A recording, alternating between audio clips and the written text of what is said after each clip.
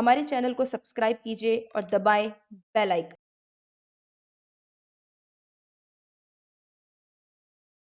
Transcription number 7. Ready for the dictation. 5 seconds left.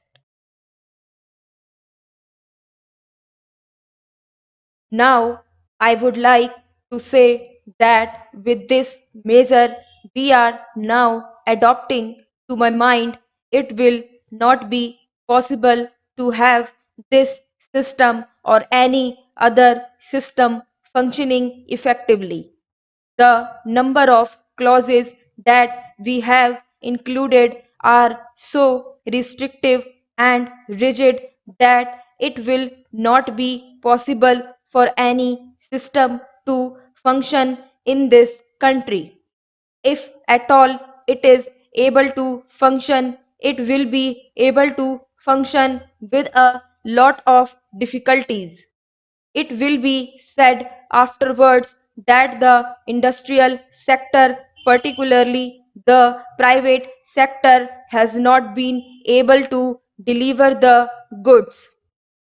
I would like to warn the government that if anything happens in the future in which industrial production or production in the private sector has not gone up, it would be not because of any lack of efforts on the part of the private sector, but because of the measure that we are now adopting. I have mentioned several times how this particular bill is very restrictive and how it will hamper the normal growth of companies in this country. It is a pity that when we are on the threshold of the 10th 5 year plan, such a measure should be passed in this House. I would now like to make a few observations about the speeches of some of the honorable members here. Shri Ashok Mehta justifies the restrictions on managing agents by saying that managing agents are no longer the main source of finance. He also argues that profits have been high and will continue to remain high, and therefore he would like to see the managing agents being paid on a sliding scale. He is in the habit of referring to a number of books and making quotations from a number of them published in America or in other countries, and particularly by some of the professors.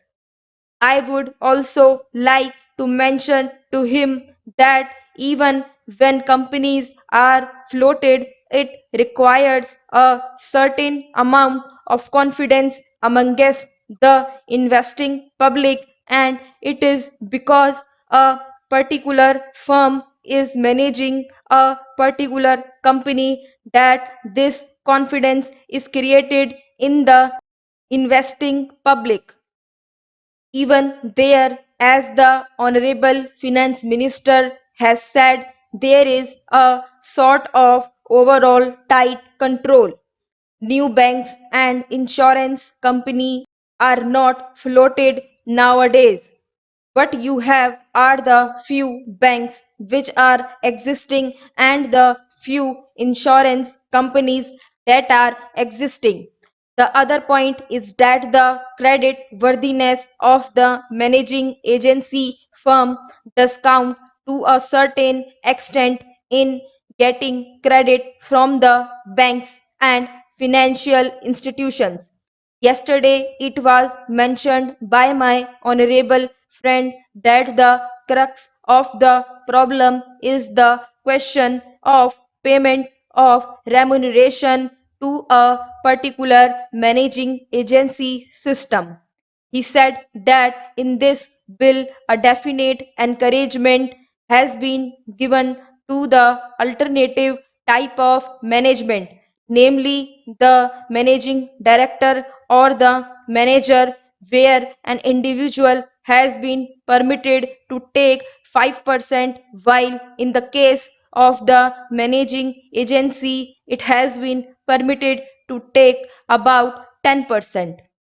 I would like to point out to him that it is not merely the question of remuneration which will decide the alternative type of management. The remuneration is not a very important thing unless and until you allow a certain amount of flexibility for any system to function. It will not be possible to evolve any other system to take the place of the managing agency system. In spite of so many shackles, you may find that those few business houses which are carrying on now may have to carry on the present basis. You may not find many new people coming in the field. Several times it has been mentioned in this house why the business community has not prescribed for itself a code of conduct. In this connection, I would like to point out that a degree or diploma is essential for the profession, and in case of violation of the code, sanction should be provided by it to prevent a person from practicing the profession. Today, even Ashok Mehta and Shri C.C. Shah can set up a grocery shop and become businessmen. Nobody lays down any condition for starting business, and nobody can prevent others from continuing it. But I would like to point out that with regard to the code of conduct, there is a certain amount of ethics, and there are certain standards and traditions on which business houses function. If a particular firm has not got proper ways of managing its business, you will find that that business house will find it difficult to function, and it would be difficult for it to command the confidence of the business community. It would not possible for it to function as effectively as a firm which has proper ways of managing its business. That is sufficient as a code of conduct. It is not possible to prescribe a certain code of conduct in the manner it has been done for the profession in general.